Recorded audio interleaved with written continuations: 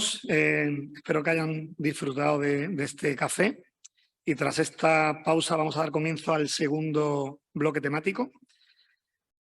Antes de nada, yo quisiera expresar un doble agradecimiento. El primero, poder estar en Cartagena, en Murcia, donde además de las bondades claras que tiene esta tierra y de donde me congratulo tener un montón de amigos, me parece que, como decía Manolo Buitrago, es la zona cero de reutilización, y yo creo que por méritos propios me parece que es el lugar en donde se puede hablar de reutilización. Y mi segundo motivo de satisfacción es precisamente ese, ¿no? El congregar un foro en donde hay tantas personas que estamos pendientes de la reutilización, que seguramente durante años pues, ha sido un poco la hermana pequeña de ese acronismo que es AEDIR, probablemente pues, relevada por la desalación. Y bueno, al hilo de esto, es cierto que todavía, lo decía el Domingo Zarzo, nos queda un camino importante por recorrer.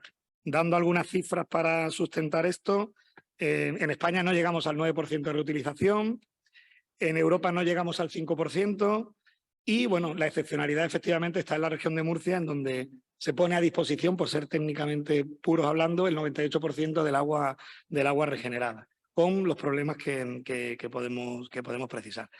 En el contexto de América Latina y el Caribe, donde tengo el honor de desempeñarme desde CAF, el Banco de Desarrollo de América Latina, pues ahí sí que nos queda un mundo aún por hablar. Estamos todavía seguramente en los ámbitos urbanos rozando el 60% de cierre de brechas en saneamiento, y bueno, es muy complicado inclusive hablar de sistemas secundarios o de terciarios. Eso es casi ciencia ficción. Hay algunos ejemplos, no podemos decir que sea inexistente. Por ejemplo, en Sabespi, en Sao Paulo, y bueno, experiencias muy concretas, pero que prácticamente son testimoniales. Así que con este preámbulo, y también un poco siguiendo la sugerencia de la organización, que nos han incitado a que por favor seamos rápidos y le demos un poquito de dinamismo a esta mesa para no aburrirles a ustedes. Vamos a dar paso a este bloque. Cada de los tres contertulios, de los tres expertos que me acompañan hoy, tendrán entre 15 y 20 minutos en donde ellos van a hablar de situaciones específicas de la actualidad de la reutilización, y después dispondremos de un espacio de 30 minutos en donde preferiblemente serán ustedes los que le formulen las preguntas. Si no tienen inquietudes, me tocará a mí, razón por la que les pido que estén atentos y pregunten. Yo no me gustaría hacerlo.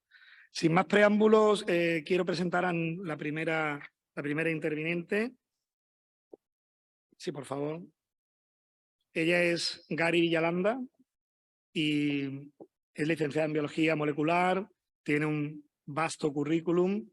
No quiero extenderme porque tienen toda esta información en la página web, con varios másters en gestión ambiental, en derecho de aguas.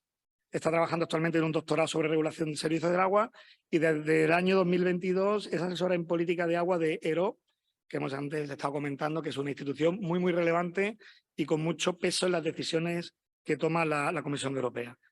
La señora Villalanda nos va a hablar de la situación en Europa en referencia a la reutilización. Por favor, Gary, cuando quieras. Muchísimas gracias.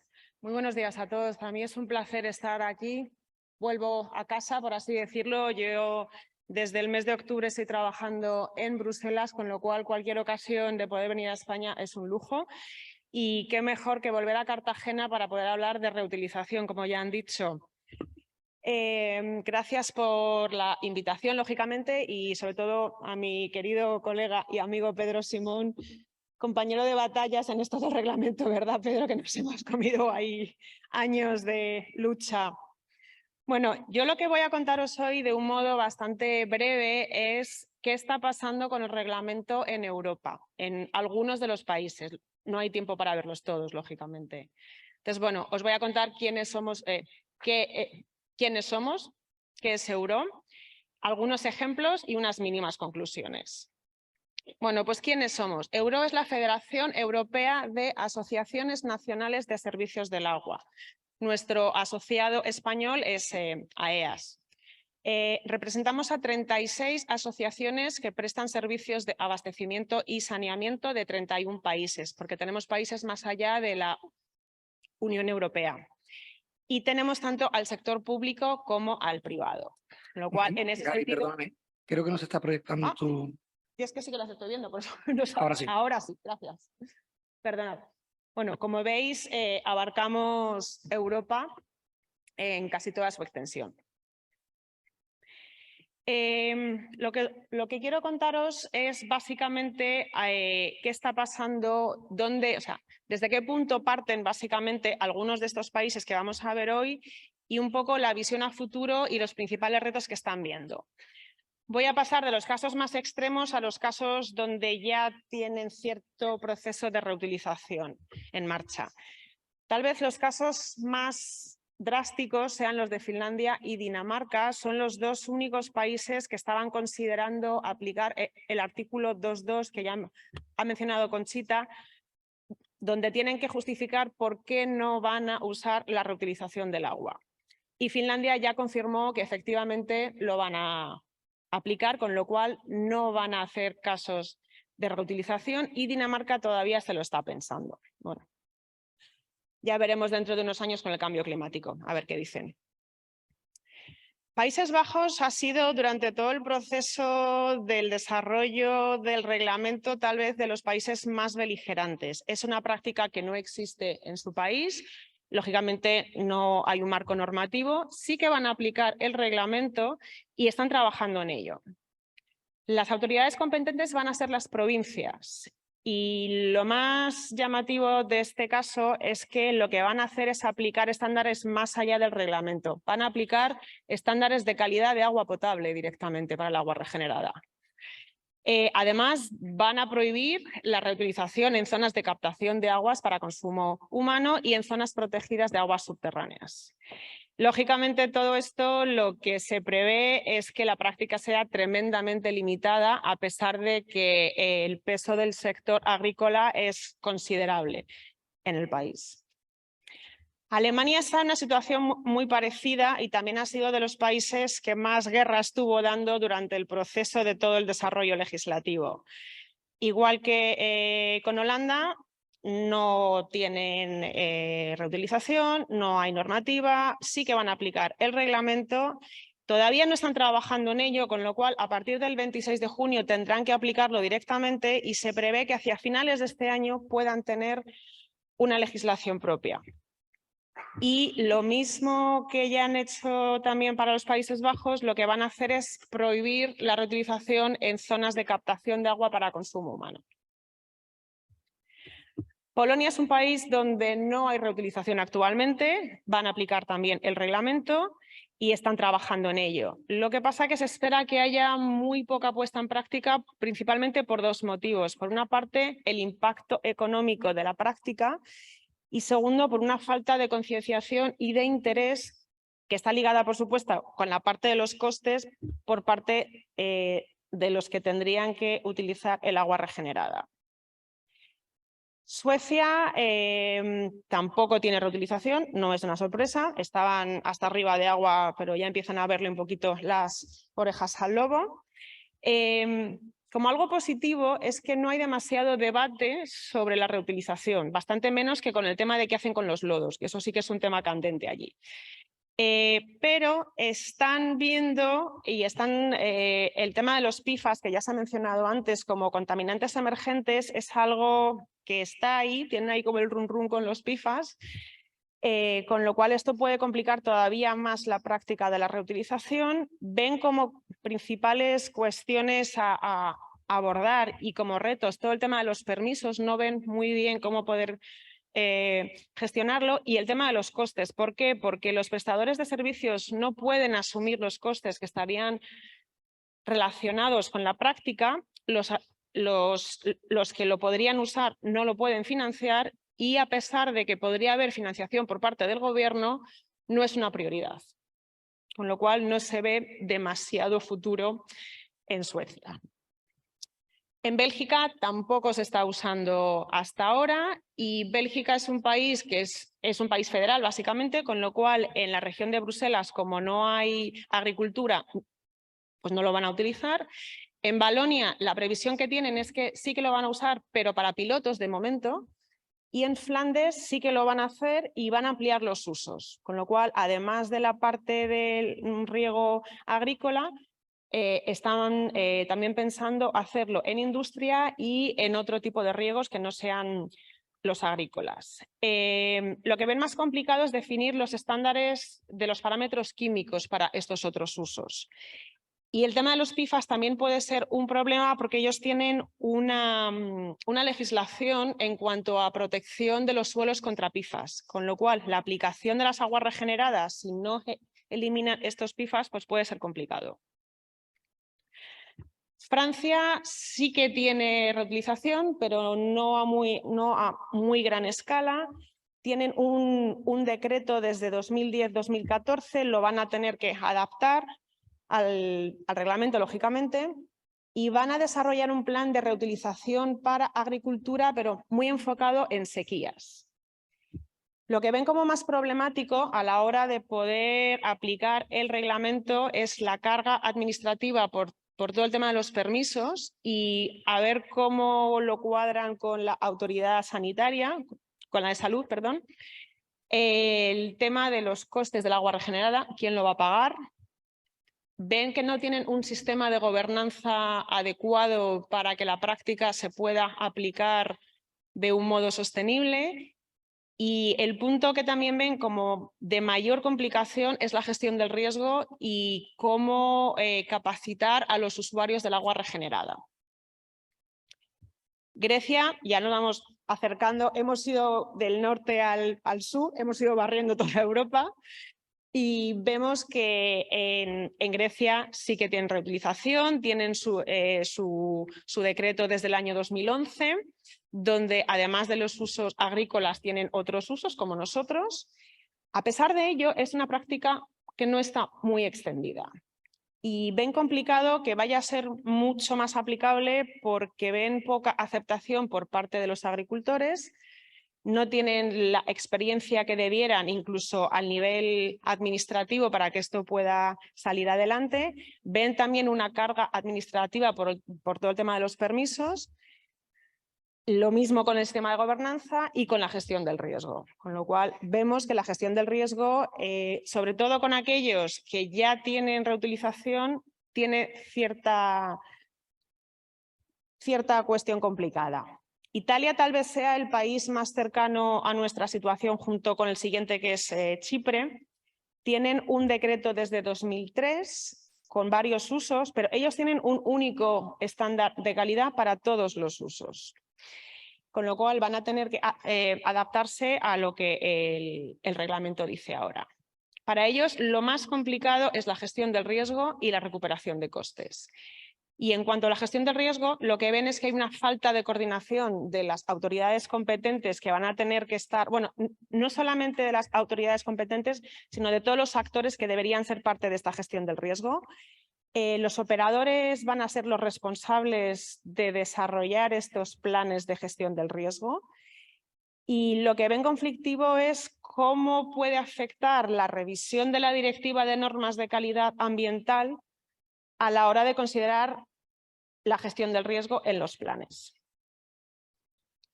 Portugal también es un país donde existe esta práctica, pero no en agricultura. La normativa que ellos tienen ya está bastante alineada con el reglamento, con lo cual se les complica menos el tener que adaptarse y están desarrollando una guía nacional ya para la gestión del riesgo. Lo que han decidido hacer es que para los planes de gestión del riesgo haya dos planes, uno hecho por parte del operador y otro por parte del usuario, que luego tendrán que estar evidentemente coordinados.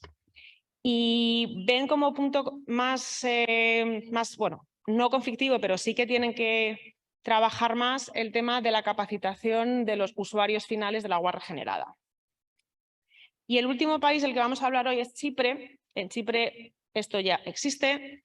Van a tener que, bueno, no es transponer, es adaptar su propio reglamento al europeo y lo que más les preocupa es la gestión del riesgo. Entonces, Con todo esto lo que vemos es que la mayor parte de los países en Europa van a aplicar el reglamento, muy pocos, de hecho 2 solo de momento, van a hacer uso del artículo 2.2 del reglamento. Esto, si me permitís un pequeño momento de todo el proceso de los años que duró esto, este artículo vino en la fase de desarrollo en el Consejo porque los países no entendían que el reglamento tal y como estaba, sin este artículo, no les obligaba a poner en práctica la reutilización del agua, con lo cual pidieron que hubiera un artículo que les permitiera no hacerlo. La Comisión dijo, bueno, se hace, pero entonces justifícame por qué no quieres hacerlo. Y de momento solamente hay 2 países que vayan a hacer uso de este artículo. Los siguientes puntos que están aquí reflejados son las cuestiones que hemos visto comunes en todos los países. ¿Qué aspectos son los que más preocupación o más complicación pueden traer? La gestión del riesgo es uno de ellos, los aspectos económico-financieros, obvio. La falta de implicación, concienciación, conocimiento de las prácticas en cuanto al uso del agua regenerada por parte de los usuarios. La necesidad de capacitar, que está relacionada con la anterior, lógicamente, a estos usuarios, y la necesidad de un sistema de gobernanza que permita que esta práctica sea sostenible. Entonces yo, ya que nos han pedido que seamos un poco más breves, lo he sido, 12 minutos 18, así que muchísimas gracias. Pues Gary, muchas gracias. Primero por la excelente exposición, súper interesante, y después por la brevedad. Así que doblemente agradecido. Vamos a continuar en esta ocasión con la persona que está a mi derecha. Él es Juan Ángel Conca, es gerente de la Entidad Pública de Saneamiento de Aguas de la Comunidad Valenciana, EPSAR, y bueno, esta entidad tiene una vastísima experiencia en gestión de estaciones depuradoras, gestionan casi 500, sanean bastantes hectómetros cúbicos, casi 500, y bueno, como cosa anecdótica, pues desde hace 30 años manejan el canon de saneamiento, que es un impuesto finalista, que de una manera o de otra en otras comunidades también de manera parecida se ha venido haciendo. Juan Ángel obviamente nos va a hablar de la situación de la reutilización en la Comunidad Valenciana, así que por favor, todo tuyo. Muy bien, Antonio, muchas gracias. Evidentemente comenzar felicitando a una entidad hermana como es ESAMUR por la organización de estas jornadas y muy especialmente a 3 personas, a Ignacio Díaz, su gerente, con el que comparto objetivos, compartimos también problemas, también soluciones, y por supuesto a Pedro Simón, al director técnico, que su solvencia nos guió en su momento mientras estuvo en EPSAR, también desde esta jornada, y por supuesto su labor en ESAMUR, y también al señor consejero Antonio Luengo, que creo que su presentación ha sido plenamente certera y además, tratándose de un representante público, todo verdad. Y por lo tanto voy a intentar corresponder yo también con ese ánimo de todo lo que cuente sea verdad, tenga la solvencia de Pedro y también los objetivos que Ignacio busca. Voy a tratar de, a través de un caso particular, detallado, hablar en general de la reutilización en el caso de la Comunidad Valenciana. Antonio ha descrito algunas de las características principales de la entidad pública de saneamiento de aguas de la Comunidad Valenciana, de la EPSAR. Cumplimos 30 años, 3 décadas a partir de la Ley 292 de las Cortes Valencianas, que por un lado definía el canon, la creación del canon de saneamiento y, a consecuencia de ello, una entidad que lo gestione como es la EPSAR. Que la gestione en dos partes. Por un lado, lógicamente, el cobro, la recaudación, pero también la inversión, el gasto y el mantenimiento, el funcionamiento cotidiano de las explotaciones. Actualmente la entidad cuenta con un presupuesto cercano a los 290 millones de euros. Como bien ha dicho Antonio, gestionamos 487 depuradoras de diferente manera, algunas de una gestión, podemos decir directa, aunque lo hacemos a través de contratos que licitamos y adjudicamos, también a través de convenios o de financiaciones ordinarias con diputaciones, pero también con entidades, con la administración local o supralocal, como son las mancomunidades de municipios. Por hacer un panorama general o por tratar de relativizar en qué situación estamos, de las cerca de 2.100 depuradoras que puede haber en toda España, 487 actualmente están en la Comunidad Valenciana, es decir, cerca de una cuarta parte. Y en lo referido específicamente a la reutilización, por eso decía que somos una entidad hermana de SAMUR, en el caso pues, de España, según la diferente literatura, también las formas de medir, pues se puede entender que un 7-13% de las aguas saneadas son reutilizadas. En la Comunidad Valenciana la media es del 60%, sí que tengo que decir que en este caso nos estamos refiriendo tanto a un aprovechamiento agrícola, un aprovechamiento productivo, mayoritariamente agrícola, pero también ambiental. En el caso de la provincia de Alicante se llega a un 72% y en una comarca hermana de esta tierra, en la comarca de Vega Baja, se llega al 100% de la reutilización. En el conjunto de la provincia de Alicante voy a hablar especialmente de la especificidad de Alicante, porque creo que sería lo más cercano a lo que se parece a Murcia por distintas condiciones. Pues de los 120 hectómetros que cada año saneamos, pues para uso agrícola cerca de 55 son destinados cada anualidad. Para fines ambientales 25, y por ejemplo ahí no me resisto a poner el ejemplo del río Sec, en Valencia Riu Sec, en castellano el río Seco, que es donde está la depuradora de Campello San Joan de Alacant, que el río Sec se llama así porque evidentemente era una rambla seca, sin aporte, y que ahora es un paraje natural, reverdecido, regenerado, y que nos anima muchas veces a que cuando tenemos que hacer entender a compañeros del gobierno valenciano pues que nos cuestionan que al lado del cauce de un río se sitúe una depuradora, pues podemos contar plenamente que precisamente el río comienza allí donde está la depuradora. Ahí hay una serie de cifras mayores que hablan del uso recreativo, el urbano y el industrial, y seguramente no se verá muy... Bueno, sí que se ve suficientemente grande. Hay 36 hectómetros en la provincia de Alicante que acaban en el mar. Antes decía que en la comarca de la Vega Baja el 100% de las aguas depuradas se reutilizan. Nuestro próximo paso es, en 16 estaciones de depuración de esa comarca, construir los tratamientos terciarios. Evidentemente, para conseguir el objeto que tiene estas jornadas, que es, en buena medida, corresponder con la nueva normativa, con la nueva reglamentación europea y, en este caso, este agua reutilizada que cumpla plenamente. Pero claro, ahí estamos hablando de calidad, pero no estamos hablando exactamente de la cantidad. ¿Qué más podemos aprovechar en el caso de las aguas depuradas en un territorio con un importantísimo déficit hídrico y en el que el mix que conforma la aportación fluvial, particularmente a través del trasvase, la aportación de desalación, especialmente a través de la desaladora de Torrevieja, y el aporte, en el caso de la depuración, ¿qué es lo que podemos hacer? Particularmente tratar de aprovechar los cerca de 20 hectómetros cúbicos que hoy por hoy la ciudad de Alicante está desembocando en el mar. Las dos grandes depuradoras de la ciudad de Alicante, la de Rincón de León y Monte Orgegia, ahí están los caudales, en definitiva se están reutilizando, reaprovechando para riego agrícola 8,3 hectómetros, sin embargo 19,5 actualmente están desembocando en el mar. Por lo tanto, ahí tenemos un aporte, una posibilidad que desde luego queremos aprovechar, y en esto será necesario conjugar los espíritus y sobre todo el aporte de tres administraciones. La local, en el caso del Ayuntamiento de Alicante, que debe acometer obras en su alcantarillado. Hay una intrusión salina, una intrusión marina excesiva, lógica en cuanto es una ciudad pues situada junto al mar, pero que su conductividad hoy por hoy es excesiva respecto a lo que nos está llegando.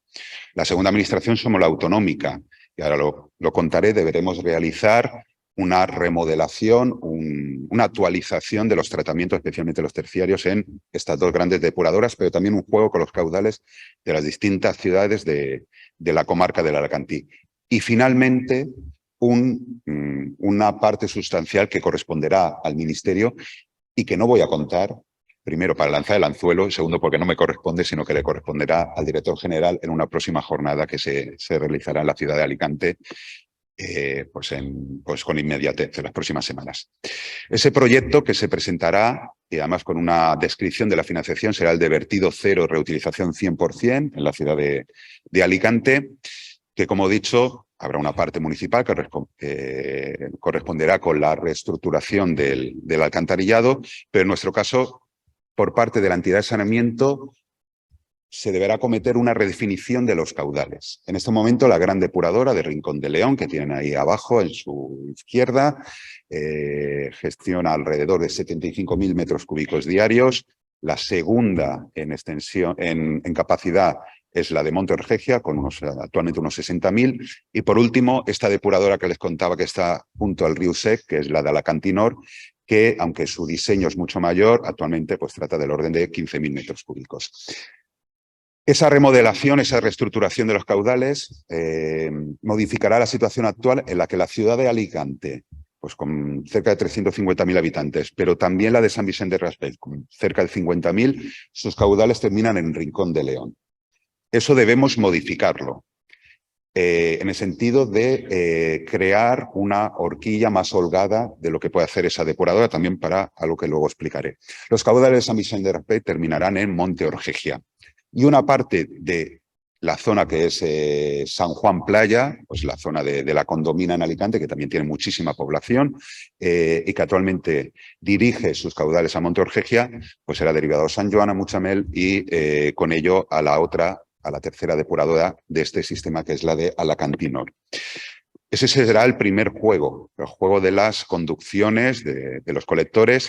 La segunda parte será la modernización de los sistemas de depuración. No me extenderé mucho, no es el objeto de la presentación de hoy. Además, me gustaría terminar con una reflexión un poco más general. Pero bueno, hay una serie de presupuestos estimados en el programa de obras de la entidad de saneamiento. Ahí lo pueden ver, esa derivación de los caudales de Sant Vicent del Raspeig a Monte Orgegia, la remodelación de la línea B, la línea de agua en Rincón de León, y la reforma del tratamiento terciario avanzado. También en Monte Orgegia pues, se realizará una serie de reformas, tanto de la derivación que ya contaba Condomina, la remodelación de la línea A y el tratamiento terciario existente. Insisto, bueno, esta es una recopilación de la inversión necesaria por parte de la entidad de saneamiento, que es una inversión sustancial y que, por muy importante que es en proporción necesaria, pero en número menor a la que el Ministerio, entiendo, se comprometerá. Insisto, no avanzaré hasta que no lo haga, hasta que no lo hagan ellos mismos. Pero sí que me animo a contar alguna parte, y es que la actual desalación que se realiza en Rincón de León saldrá de la instalación actual, del recinto actual, se derivará a otra zona y será necesario algo fundamental, que es realizar un aporte energético que no solo garantice la cantidad, que son esos 20 hectómetros, no solo la calidad, también en cuanto a conductividad, sino también en cuanto a precio, lógicamente, para que el regante, para que las comunidades regantes puedan gestionarlo, puedan adquirirlo. No voy a insistir mucho más porque creo que le corresponde a otra parte hacerlo. Pero sí aquí cerrar un poco la presentación desde lo particular, algunas cuestiones generales. Se nos pide que en esta presentación hablemos cuáles son los objetivos o cuál es un poco el panorama por parte de la entidad de saneamiento y en este caso por parte del gobierno valenciano. Una reflexión. La primera, tratar de ganar soberanía hídrica. Ahí hay un mapa que simplemente tiene señalado en blanco Rusia y creo que la metáfora o el símil se puede entender perfectamente. Depender, que haya una dependencia energética de un tercero que es capaz de cortar un gaseoducto, nos somete a unas tensiones y evidentemente a una falta de soberanía a qué debemos hacer. No voy a detallar cuál es el símil, pero otra conducción que se puede cortar y que no nos lleve un aporte, pues en buena medida tenemos que suplirlo con cierta soberanía, no independencia, porque no somos autárquicos y suficientes, autosuficientes, pero sí en un crecimiento de la soberanía. De ahí ese gran proyecto y de ahí esa gran inversión que será necesaria en la ciudad de Alicante, que en definitiva va a producir, y los que son de esta zona entenderán lo singular que es eso, que el agua de Alicante, entre otras cosas, sirva para regar el Camp de Elx. Entender eso también nos cuesta algún esfuerzo en ciertas rivalidades. Y aquí ya voy a cerrar con 3 reflexiones generales. El cambio climático, que es la razón en buena medida que sustenta todo esto, no solo es una evidencia, sino que es una oportunidad de negocio. Es una oportunidad de negocio, no solo un complemento. No vamos a pasar, con todos los respetos, de greenwashing al New Green Deal. Las empresas, y así lo vemos, no solo ven el cuidado del medio ambiente, la lucha contra el cambio climático como un sustantivo, sino como un sufijo, sino como un sustantivo. Es decir, por sí misma tiene importancia. Y todos los mecanismos, todas las obras, todas las inversiones que tengan una repercusión en el medio ambiente, en la lucha contra el cambio climático, van a estar de moda, van a ser necesarias, van a ser financiadas, porque en definitiva van a suponer, y esto es una opinión, la cuarta pata del estado de bienestar. Después de la educación, la sanidad, los servicios sociales entendidos como las pensiones, como las ayudas de desempleo, el medio ambiente y la lucha contra el cambio climático va a pasar de un servicio a un derecho. Hace 30 años, las Cortes Valencianas definieron ese impuesto ambiental finalista, que es el canon de saneamiento, que nos ha permitido pues, la extensión de una red y también nuestra financiación. No es un impuesto, no es un canon que esté en todas las autonomías. En otras depende de los presupuestos autonómicos, de las tasas que se cobran a nivel municipal. Desde mi punto de vista va a pasar, ya será un derecho que no va a depender del presupuesto general de cada año, de cada anualidad. Vamos a ver una progresión de la fiscalidad verde. Vamos a ver nuevos impuestos, nuevos cánones que van a ser para la electrificación del parque móvil, para la instalación de fotovoltaica y, en este caso, para el saneamiento. Y se va a definir, en este caso, como una perspectiva a tener en cuenta y creo que va a ganar en importancia. Otra reflexión es la aceleración que va a significar la digitalización. No solo en cuanto a tener el control, el conocimiento, el dato, por ejemplo, que va a ser realmente impulsado por el PERTE de digitalización que ha impulsado el Ministerio. Esto que se ha puesto entre comillas. La PSAR ha presentado su proyecto, sea respaldado o no, nos ha servido para hacer una reflexión, uno, sobre qué tenemos que monitorizar, sobre qué datos tenemos que tener, pero también qué tenemos que hacer con esos datos. Y eso significa una revolución, no solo en cuanto al control y a la gestión de la depuración, sino también lo que hacemos como administración pública. Nuestro circuito de esas 487 depuradoras, licitar su explotación, elaborar los informes técnicos, proceder a su adjudicación y más en una situación de sobrecostes energéticos que acelera la forma en la que tenemos que volver a adjudicar, seguir haciéndolo sin el auxilio de cierta digitalización no parece la mejor opción. Hay determinados mecanismos, incluso la implantación de inteligencia artificial, que nos debe servir para que aquellas cosas que hacemos recurrentemente a lo mejor sean auxiliadas por la digitalización. Y esa es una idea que lanzo. La primera es que el medio ambiente, la lucha del cambio climático va a pasar de servicio público a derecho, que la digitalización se va a extender más allá del control. Y ya para finalizar, esto simplemente es una foto del otro día, esto es un poco de ego, ¿vale? Pero es de las primeras veces que hemos conseguido, y además fue en el pueblo, en la ciudad de Pedro Simón, fue en Orihuela, conseguir que hubiese una presentación específica en la que participara el presidente de la Generalitat, la vicepresidenta, donde se pone en valor el saneamiento, pero donde también se hace una reflexión sobre el canon de saneamiento. Toda esta fiesta, todo lo que vamos a hablar durante estos 2 días, que tiene un componente técnico, y antes he escuchado a Alejandro pues, hablar de América Latina, de cómo extenderlo, debe ser financiado. Y habrá una reflexión sobre la fiscalidad verde. Y seremos ejemplares, para lo bueno o lo malo, quiere decir que seremos un modelo, a aquellas comunidades autónomas, como es el caso de Murcia, como es el caso de la Comunidad Valenciana, que tienen hoy por hoy un canon de saneamiento. Deberá ser además una tributación que tenga en cuenta medidas medioambientales como primar el consumo o primar el buen consumo, pero también que tenga en cuenta los niveles de renta. Por lo tanto, y esa es la reflexión final, los ojos se van a volver hacia un ejemplo, en nuestro caso de 30 años, pero Esamur también de muchos años, de gestión del medio ambiente, del cambio climático, con un recurso financiero propio y que además entiendo, y antes lo he hablado con Antonio, que puede ser referente, como son las empresas de saneamiento y de desalación. Alejandro lo sabe muy bien, Aedir lo sabe muy bien, somos ejemplo de desarrollo tecnológico, pero también la siguiente asignatura será de desarrollo financiero, de desarrollo tributario, de desarrollo en definitiva de cómo se implementa un sistema que necesita invertir, pero que también necesita recaudar. Y en definitiva esa es la presentación y nada, me quedo a vuestras preguntas. Muchísimas gracias, Juan Ángel. La verdad que interesantísimo y muy interesante. Muchísimas gracias. Bueno, el tercer contertulio yo creo que no tengo ni que presentarlo.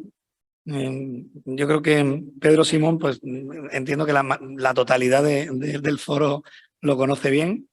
Pedro es un referente en esta materia y en otras muchas. Yo lo señalaría como uno de los culpables de esta situación tan excepcional que tiene Murcia, la región, en esta materia de regeneración y de reutilización de estas aguas.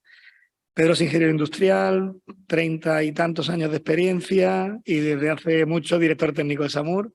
Y bueno, además de todo, pues también querido y valorado por el resto de compañeros. Así que Pedro nos va a hablar pues de lo que él quiera realmente. Bueno, en primer lugar, agradecer a todos los asistentes, porque es un placer tenerlos aquí después de los varios años que hemos no podido celebrar estas reuniones, que creo que son muy interesantes y es un lugar para compartir todos muchas experiencias y mucho conocimiento. En segundo lugar, agradecer también a Edith, porque su colaboración ha sido fundamental aquí en que tengamos esta jornada y lo bien montado que está todo, desde mi punto de vista y supongo que el de los demás. Y agradecérselo mucho porque ha sido en un tiempo pues bastante récord. Y mi presentación, después de las dos que ha habido previamente, que han sido muy interesantes, y la mía va a ser un poco más dura. La mía es de llegar y decir, bueno, tenemos el toro en la plaza y hay que empezar a ver qué hacemos ya.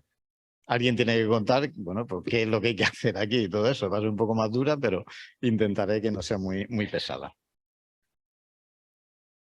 A ver, esto es el dato general que tenemos aquí para ver la situación de Murcia. Tenemos una reutilización directa del 54% y una indirecta del 42%, pero voy a explicar algo.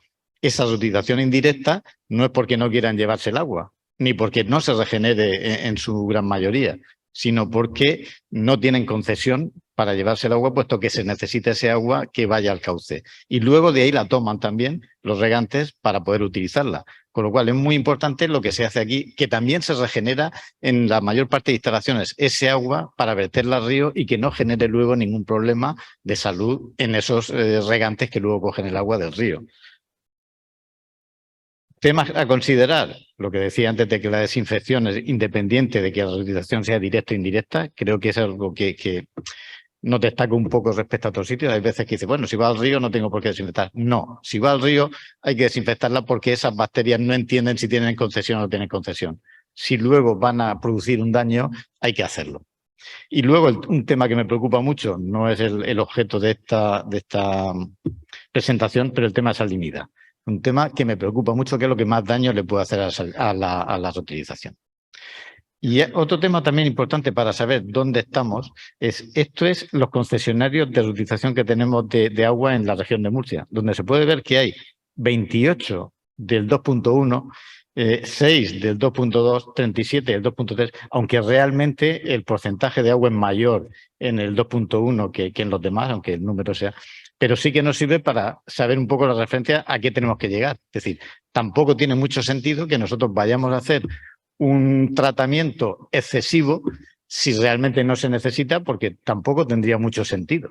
Y eso pues también hay que tener en cuenta, porque la economía circular no es solo bueno, pues que no se despilfarren cosas, también el que no gastemos de más energía y demás.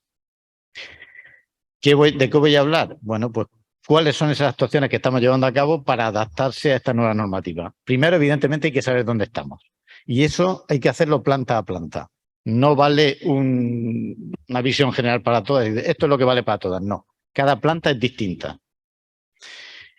Primero tenemos que ver hasta dónde podemos llegar con lo que tenemos, antes de empezar a hacer un montón de inversiones que van a ser muy costosas, como al final veremos. Y para que la viabilidad sea la máxima en nuestras plantas de regeneración. Luego, bueno, hablaré también de ciertas instalaciones que estamos probando ya desde hace tiempo y qué sistemas podemos utilizar sin tener que cambiar mucho digamos, los sistemas de desinfección para mejorar también esa regeneración. Hablaremos de un tema muy importante que son los sistemas de control, fundamental. Hablaremos también un poco del tema de estudio de riesgo y estudio de barreras, qué es lo que hemos estado haciendo en la región y qué seguimos haciendo. Y por último, cuáles son los proyectos de remodelación que ya tenemos en marcha o próximos a... Y voy a dar primero unos pequeños datos, he escogido unas cuantas depuradoras para ver qué tenemos hoy en día. Lo primero que hicimos fue, tenemos que hacer analíticas no solo de lo que estamos haciendo el 1620, sino de lo que nos va a pedir el nuevo reglamento. Y así estamos midiendo Escherichia coli, estamos midiendo colifagos, estamos midiendo esporas de Clostridium. Y esto, pues bueno, es un ejemplo, una planta que tiene ozono y lámpara ultravioleta. Y lo primero que me duele, y así lo digo, es esos colorcitos naranjas que hay ahí, que es que de vez en cuando el agua no sale menor que 10. No es exigible en este momento, pero es que queremos, evidentemente, que el agua tenga la máxima calidad. Pero esto es importante que lo veamos para ver por qué y resolverlo, porque realmente dieta Escherichia coli, como todos los que nos dedicamos a esto sabemos, va a ser complicado de conseguir, por lo menos siempre. Y lo primero que nos pone en el foco es que de vez en cuando no pasa así. Luego, ahora estudiaremos por qué. Y lo que también vemos es que en el tema colifagos, pues parece que va también bien. Es una cosa también que, como decía antes, va planta por planta. En uno da bien cuando era esperable que no diera tan bien y en otros va mal cuando era esperable lo contrario. Es un tema que ya digo, hay que ir planta por planta. Y las esporas de Clostridium, como bien sabemos, para cuando queramos tipo A, es un tema complicado que va a ser difícil de cumplir con las instalaciones que tenemos para cumplir el 1620, claro. Esto, por ejemplo, es también una planta del mismo tipo donde vuelve a haber un fallo. Normalmente tenemos menor que 1, pero de vez en cuando se escapa algo. A pesar de que tenemos transmitancias altas. Vuelve a ser un problema el tema de las esporas de Clostridium, como ya imaginamos, porque las esporas son muy difíciles de eliminar.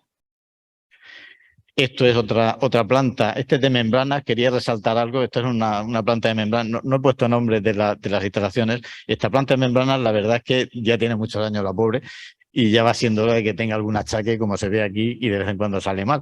Pero vamos, esta es una planta que realmente ha cumplido su función perfectísimamente, que tiene 16 años ya y que, bueno, pues ya está diciendo que necesita un recambio. Por ejemplo, este es otro con algo que sí que me parece grave, que es hubo un fallo mayor en unas condiciones y llegamos hasta 10 a la 4. Eso sí que es inadmisible y es un tema que tenemos que estudiar muy bien para que nunca más vuelva a pasar.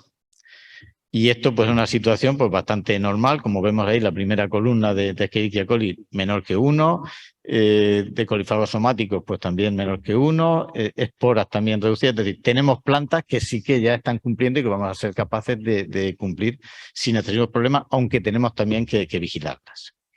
Entonces, ¿cuáles son los puntos clave por hacer un resumen de todo lo que hemos aprendido en este tiempo? Para la verificación, es decir, para llegar al 10, al 100 y demás, se puede llevar a cabo con múltiples tratamientos porque es eliminar bacterias y bacterias es relativamente fácil, pero si es tipo A, el control. Tenemos que tener muy presente que el tema del control es fundamental, absolutamente fundamental. Y luego, para el cumplimiento de validación, es uno de los principales problemas que tenemos porque exige mucho más tratamiento. Hemos visto, y lo hemos visto en la primera analítica, que los oxidantes a veces ni siquiera el ozono son muy útiles para protozoos, esporas y algunos virus. Entonces, no va a ser suficiente para cumplir la validación sin apoyarse en otra tecnología. La radiación ultravioleta sí que vale para cualquier microorganismo, pero las dosis pues, son muy distintas. Pero eso sí, necesita muy buen pretratamiento. Ahí es donde tenemos que trabajar y donde hemos estado trabajando, antes de esa desinfección. Y luego las membranas son muy efectivas también para bacterias, protozoos, para virus por su tamaño, pues un poco menos, pero la efectividad va a depender lógicamente de que sea ultra, sea micro y de su estado.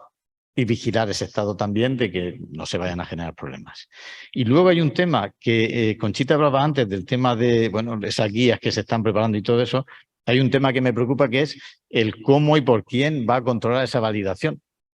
Porque hemos visto en esa guía que se está preparando, por ejemplo, y por ir muy rápido, el ejemplo que dices, si en la entrada tengo 2000 de criptos por Ethereum, 2000, no es por así, sino de unidades de criptos por Ethereum, y en la salida no sale nada, dice, uy, qué bien, por 100 militos, que es lo que normalmente hacemos, qué bien, ya cumplimos. No, esa guía lo que está diciendo es, oiga, no, como yo quiero que usted me cumpla 5 unidades logarítmicas, usted me tiene que coger luego 50 litros para medir allí y comprobar que en esos 50 litros no hay nada. Eso es muy duro, ¿eh? En 50 litros se va a encontrar cualquier cosa porque es una animalada de agua. Pero además es que no sabes cuánto tienes que coger, porque tú no sabes lo que te va a salir. Con lo cual es bastante complejo el tema este de la validación. Y si pasa como pasa muchas veces, que te sale menos aún de criptos por Ethereum, por ejemplo, que entren, pues en vez de los 2000 que hemos dicho, pues entren 200, tendrías que coger 500 litros. Analizar 500 litros y demostrar que en esos 500 litros no hay nada. Eso es una barbaridad, me parece a mí. Entonces hay que llevar cuidado con el tema este de cómo luego se va a controlar esa validación. De gestión de riesgos. Ya hemos hablado que todos los actores deben de presentar ese plan de gestión de riesgos conjuntos, se contemplarán los riesgos para salud y los ambientales, que es lo que quizá a mí más me preocupa. El grupo en el que está trabajando Conchita muy brillantemente, pues está trabajando en esa guía para la aplicación de la normativa.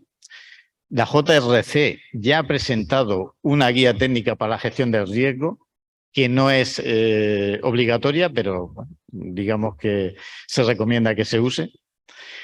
Y mi opinión sobre las guías de gestión de riesgo, pues es un poco, no sé si es que tengo demasiado miedo o qué, pero me preocupa porque cuando veo todas las puertas que se abren allí, me da la impresión de que cualquiera con ganas de decir yo soy más limpio que nadie, ya veréis qué bien lo hago yo, nos puede complicar muchísimo la vida y hacer que la reutilización, que ya se está, con las condiciones que tenemos ahora, ya está funcionando razonablemente bien, no se están generando problemas ni siquiera con los 100 de Escherichia coli. Vamos a pasar ahora a unas condiciones mucho más restrictivas, 10 de Escherichia coli, casi agua potable.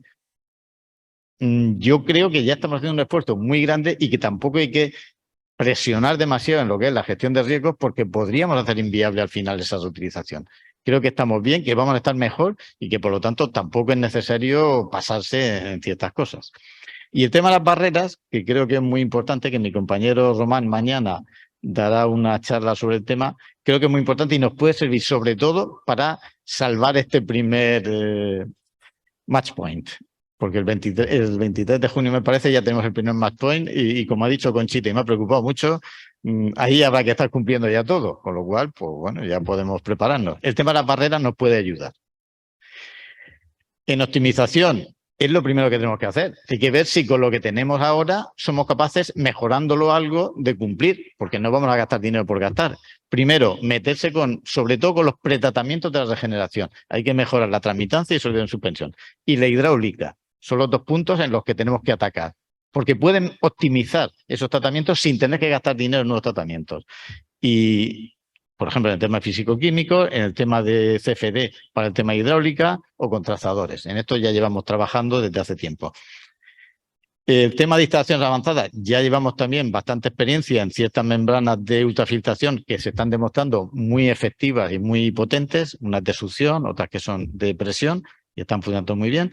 También estamos estudiando, y nos va a hacer falta, si queremos llegar a tipo A, el tema de ozono, por ejemplo, en el que hemos visto que la transmitancia tiene una mejora altísima, con lo cual nos puede permitir que sin tener que meter muchísima radiación luego seamos capaces de cumplir. Carbón activo también lo estamos implementando en varias plantas, pero el carbón activo hay veces que funciona y veces que no funciona, o que incrementa tanto la transmitancia unas veces más que en otras. Entonces va a ser también caso por caso. El tema de control, nosotros en nuestros pliegos de condiciones, lamento que eso les genere bastantes presiones a nuestros operadores, que son excelentes operadores, pero tenemos que cumplir y tenemos que ser muy exigentes. Ya en los pliegos pusimos que queríamos hacer un programa específico de seguimiento de los tratamientos terciarios, porque es muy importante ese control, es muy importante, en el cual, bueno, hay que hacer una serie de analíticas, hay que hacer un seguimiento de todo el tema de las dosis, del tema de membranas cuando así sea el caso, de los estudios hidráulicos. Es decir, esto ya lo estamos implementando en nuestras plantas. Y luego, pues, por supuesto, tenemos que seguir incrementando, como decía muy bien Juan hace un momento, bueno, pues todos los sistemas de control en continuo, como puedan ser turbidez, transmitancias, redos, cloro libre. Estudios de tamaño de partículas fundamental. Los sólidos es un tema muy importante a abatir, si no nos vamos a regenerar bien. Y ahora estamos evaluando también el tema de citómetros de flujo, porque no sabemos del todo si nos va a resolver el problema, por lo menos en todos los casos. Y luego, pues, por ejemplo, estas actuaciones que hemos hecho también con nuestra asistencia técnica TESA para intentar encontrar sistemas que nos puedan dar información para rápidamente actuar, porque lo más importante en esto es que si vemos cualquier fallo podamos actuar rápidamente para no generar ningún problema. Por ejemplo, estamos estudiando, o se está estudiando, el tema del cloro y el redox para ver la combinación que hay entre ambos, porque el redox es muy fácil de medir y puede darnos una indicación muy rápida para tomar una decisión rápida. Muy importante el mantenimiento específico y súper estricto, hay que estar absolutamente encima de eso, del tema de dosificación de reactivos. Lo que más falla muchas veces son las bombas de hipoclorito y demás. Eso es un tema fundamental, hay que tener reserva, hay que estar encima de ellas, no pueden fallar nunca, igual con el tema de equipo ultravioleta. Hemos trabajado ya con unos cuantos equipos de medición online, seguimos buscando porque no acaban de convencernos del todo, y luego pues sí que estamos estudiando también temas de inteligencia artificial con parámetros subrogados para ser capaces de sacar información, puesto que sacar información directa de microorganismos no es siempre fácil. Estamos mirando con triptófano y otros compuestos o un seguimiento óptico. Respecto a riesgos, también en el concurso exigimos un plan de gestión de riesgos que es similar a la Security of Drinking Water Supply. Significa que igual como el que se utiliza para las instalaciones de agua potable, es exigente, pero lo necesitamos porque tenemos que garantizar que el agua sale bien de nuestras depuradoras para que luego no se genere ningún problema luego. Y eso se hace con estudios de riesgos. Ya hemos realizado pues, varios estudios de riesgos, uno cuantitativo con CEBA-CSIC, que alguna vez ya he hablado de ellos, otro cualitativo con la Universidad de Barcelona, que finalizaremos pronto. Un estudio de riesgos ambientales que estamos realizando actualmente, y creo que es muy importante el poner el foco en el tema medioambiental que está en ejecución y que también se explicará mañana. Hemos colaborado desde SAMUR, desde el Gobierno de España, muchas veces con la JRC y con el Ministerio para todo el tema de estudios de riesgo y demás, y seguiremos haciéndolo porque vamos codo con codo en este tema. Bueno, esa es la guía de la JRC que se publicó en junio de este año. Es importante que la veamos. Y luego, pues como decía antes, las guías técnicas de riesgo creo que abren demasiadas puertas peligrosas y me da miedo, porque voy a decir otra cosa. Yo me pongo quizás la venda antes de que me dé la piedra, pero es que cuando viene la piedra a lo mejor ya no tienes tiempo de ponerte la venda y prefiero decirlo antes para que la gente sepa a qué estamos jugando. Y el tema de barreras, como decía antes, pues es un tema que se está también trabajando, y no solo el tema de qué dicen las guías, sino realmente ver si lo que está diciendo las guías va a resolvernos el tema porque no haya contacto. Bueno, no sé si he explicado, si todo el mundo conoce exactamente. La barrera sería que no haya contacto entre el agua regenerada y el producto agrícola. Y se puede hacer mucho con eso. Y yo creo que además, bueno, pues es economía circular, porque si se puede hacer las cosas de una manera pasiva, pues siempre será más interesante que hacerlo de una manera activa, que tenemos que gastar energía, reactivos y demás. Y esto ya, casi terminando, son las actuaciones de remodelación que ya estamos en marcha. Hemos atacado primero la zona del Mar Menor, porque es una zona que queremos blindar y queremos llegar a la máxima calidad en todas las depuradoras que tenemos allí. De hecho, estamos metiendo tratamientos cuaternarios que son de eliminación de compuestos emergentes en todas las plantas de la zona, lo cual nos viene bien, por otra parte, para el tema de mejora de la transmitancia. Y esta, por ejemplo, sería un caso fácil, que es la depuradora de los Alcázares, en el cual hemos cambiado el carbón activo por los filtros de arena. Mejor dicho, hemos sustituido la arena por el carbón activo, lo cual nos permite ciertas ventajas de emergentes y de transmitancia. Es fácil porque está funcionando bastante bien, y es meter un cuarto banco de ultravioleta para garantizar que se cumple la validación, y el importe de licitación en este caso sería de orden de 539.000 euros. Pero pasamos, por ejemplo, a una depuradora que está a 10 kilómetros de los Alcázares, que es San Javier, Y en esta, pues aquí vemos las actuaciones que tenemos que llevar a cabo. Carbón activo, por lo mismo que decía antes. Ozono, que necesitamos porque la transmitancia a veces baja y tenemos que garantizar que siempre eso está funcionando, aun en los casos más desfavorables, y entonces tenemos que meter ozono, tenemos que ampliar los sistemas de ultravioleta para garantizar siempre esa validación, tenemos que meter, creo que es muy importante, meter siempre el laberinto de dosificación de hipoclorito, siempre nos va a ayudar, creo que es una multibarrera muy interesante, no cara, sobre todo de implantación, y necesaria, pero este presupuesto es de 2 millones de euros. Evidentemente es mucho dinero y Murcia tiene muchas instalaciones de regeneración y es muy complicado llegar, así que, Conchita, tenemos un problema porque va a ser difícil llegar a todo así de golpe porque es mucho. Esta, por ejemplo, es otra planta también complicada, que es la de Molina, que tiene vertidos industriales muy fuertes, pero también hay una reutilización total. Aquí sustituimos la arena por filtralite, el ozono también para mejorar la transmitancia. Vamos a saber al final más de ozono que nadie a este paso. Un nuevo sistema de desinfección, porque tiene un antiguo que hay que remodelarlo, y este presupuesto también es bastante alto. Y yo quiero terminar con esto, que a mí me gusta mucho esto, el sentido común. Tenemos ahora un sistema de reutilización que está funcionando. Vamos a poner uno que va a ser mucho más estricto, vamos a estar mucho más encima, vamos a tener estudios de riesgos. No nos tiremos tiros. Y estoy hablando del tema medioambiental, que me preocupa mucho. Y muchas gracias por la atención. Muchas gracias, Pedro. Bueno, súper interesante y brillante como de costumbre. Bueno, según lo comentado, vamos a abrir un espacio para que todos ustedes puedan formular preguntas a nuestros invitados. Así que, por favor, por ahí hay una mano. Lo que falta es micrófono.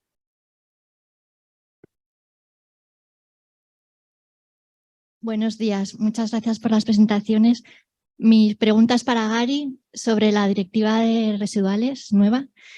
La primera es que si tenemos una planta superior a 100.000 habitantes equivalentes y vamos a reutilizar y no tenemos vertido a zona sensible, ¿por qué nos obligan a eliminar nutrientes? Y la segunda es un tema de terminología, porque aquí estamos llamando terciarios. Tanto Juan Ángel como Pedro Simón habéis usado esa palabra y en la directiva usan terciario a la eliminación de nutrientes. Entonces nos vamos a hacer un poco de caos. Gracias.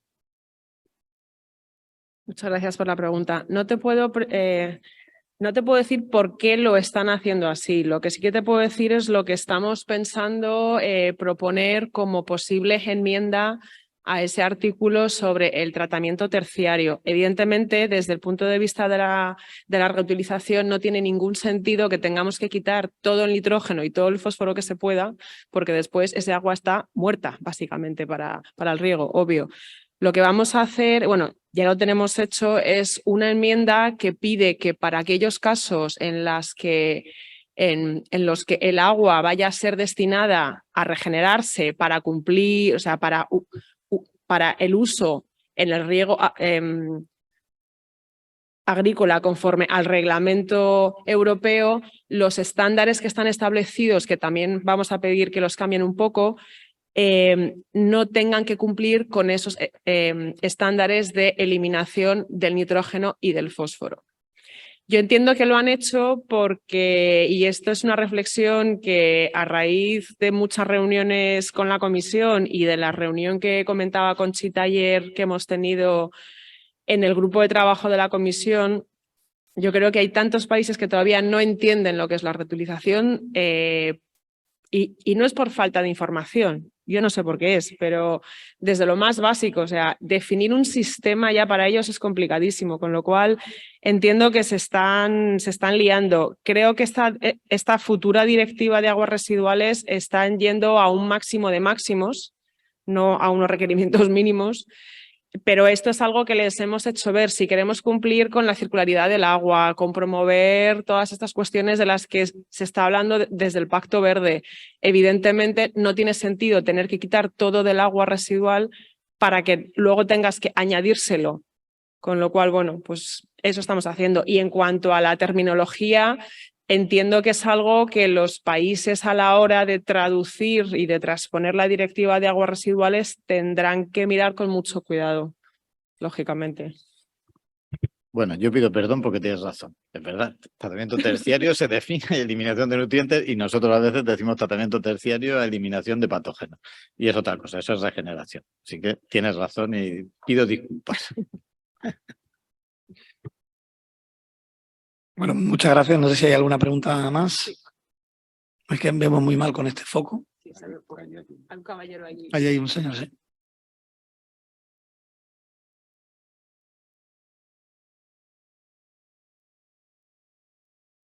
Sí, Daniel Prats, Universidad de Alicante, Instituto del Agua. Va un poquito una reflexión, pregunta en la misma línea.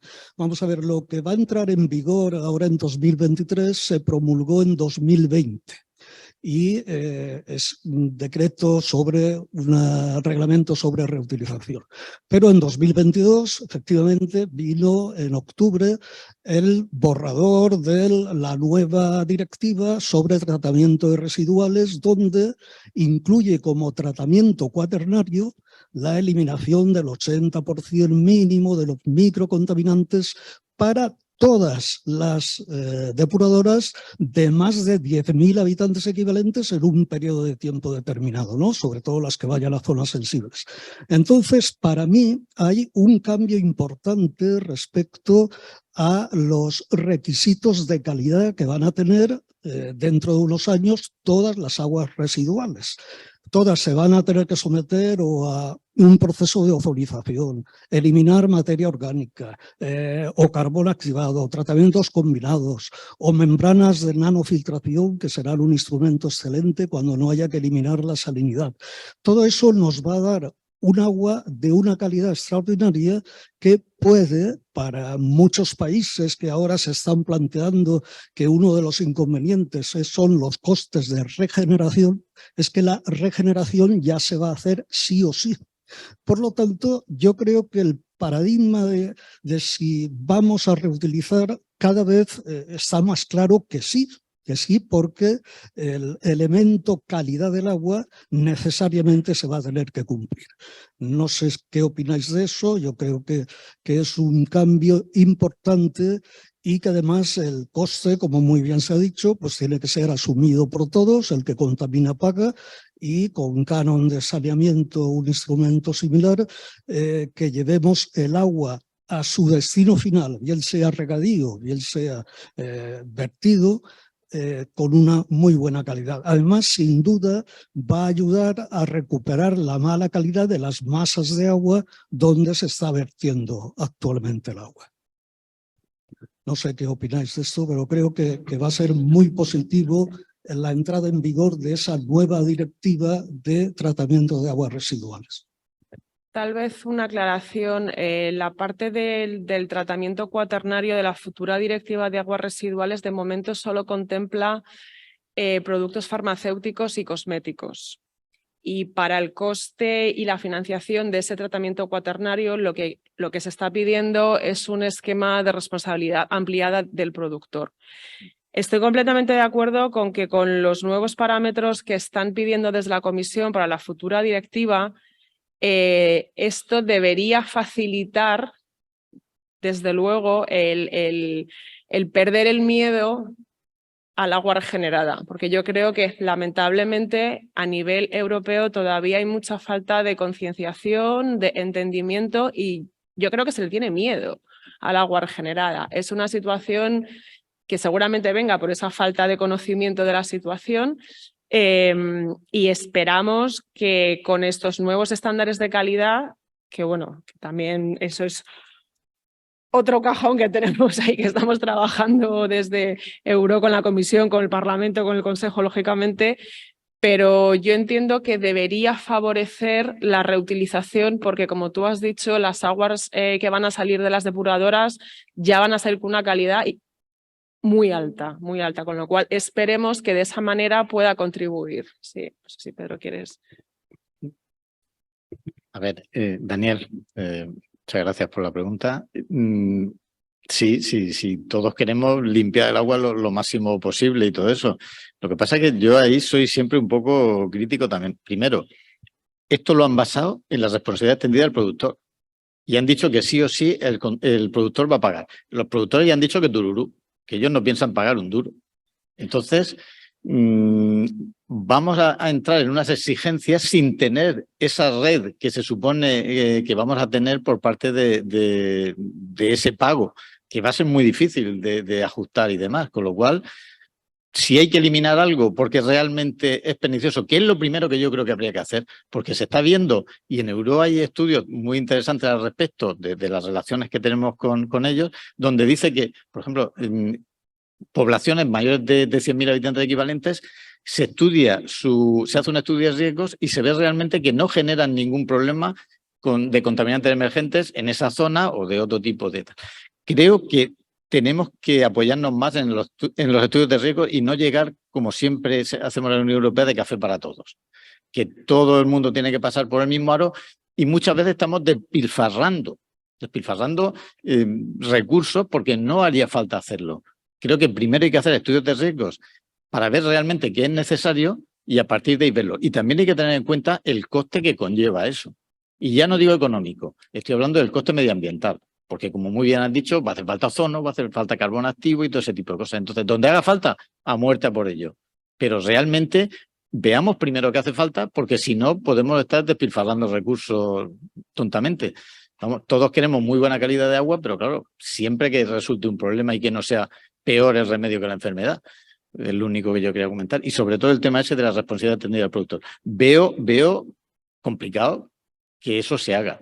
Y entonces vamos a tener que eliminar emergentes, que cuesta dinero. Nosotros ya hace tiempo que estamos eliminando emergentes en algunas plantas y ya sabemos lo que cuesta, y sin cobertura.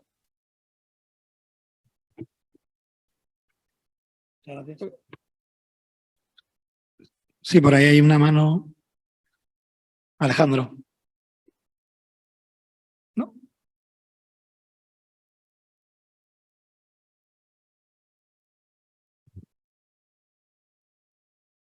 Hola, muy buenas presentaciones. Totalmente en línea con lo que dice Pedro, realmente con lo que dicen todos. No podemos ni olvidarnos de los contaminantes emergentes ni obviarlos. Venimos hablando del tema desde el 2000. ¿Consideran el tema de educación, y aprovechando que está Conchita, en la marca España, para que en los próximos 20 años no tengamos de nuevo las mismas dudas y miedos, porque la realidad es que los miedos son infundados, porque hoy conocemos lo que sabe. Si le pregunto a Pedro qué tendríamos que hacer en cada planta, seguramente no nos inventaríamos un problema para cada solución. ¿Consideran o ven en el futuro muy cercano en educar a las próximas generaciones para que en los próximos 20 años no tengamos los mismos miedos? Yo puedo contestar. Yo creo que es fundamental la educación en el concepto de reutilización, de regeneración, aquí, en América Latina, en cualquier lugar. Eso es básico. En lo tocante, por ejemplo, a una institución como CAF, que somos unos financistas de este tipo de actuaciones, entre otras cosas, siempre va una componente de fortalecimiento institucional y de educación. Yo creo que es un tema específicamente técnico, pero que yo creo que hay que hacerlo más digerible a la ciudadanía, digamos, acercarlo más y quitar esos miedos. También es verdad que cada país es distinto. Yo creería que en España hay seguramente un entendimiento algo mayor que puede ocurrir en Europa, en algún otro lugar, en donde efectivamente por la, digamos, falta de necesidad y por la abundancia del recurso hídrico, pues esto no esté tan, digamos, esta problemática o este entendimiento no esté tan claro. Pero sí, yo creo que es fundamental. Quizás en los colegios hay que empezar a motivar y hay que empezar a educar en toda esta materia. Hay que educar también, que se viene haciendo, en el consumo responsable de agua, o entre otras cosas, con lo cual yo me parece que, por supuesto, es decir, es verdad que las inversiones en España son muy directas al problema.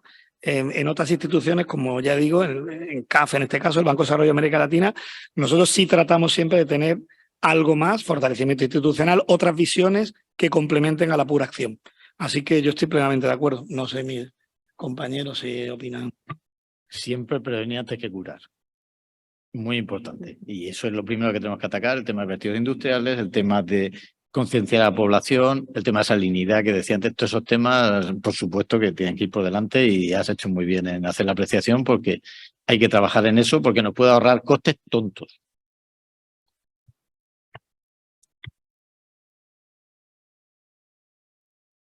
Alejandro, que ha formulado la pregunta, tuvo oportunidad de visitarnos en la desaladora de Benidorm. Y hablamos precisamente de este tema. La depuración, la reutilización valenciana, pero también la murciana, es referente, modelo en Israel, en Singapur, en Chipre, en todo el mundo, menos en un sitio. La depuración murciana es criticada en Murcia y la valenciana es criticada en la Comunidad Valenciana. Entonces eso tenemos que revertirlo y entiendo que asequible cuando se hace bien los deberes revertirlo.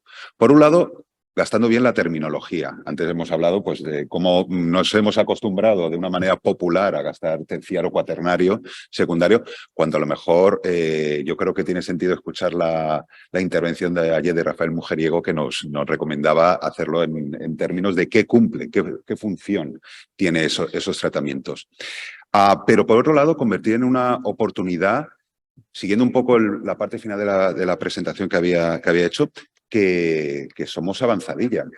Es decir, yo me planteo, pues en la lucha del cambio climático, un derecho que puede ser no la de la calidad del aire, la calidad del agua, sino la calidad del aire, parametrizar qué es calidad de aire, pero sobre todo cómo conseguirla es mucho más complicado.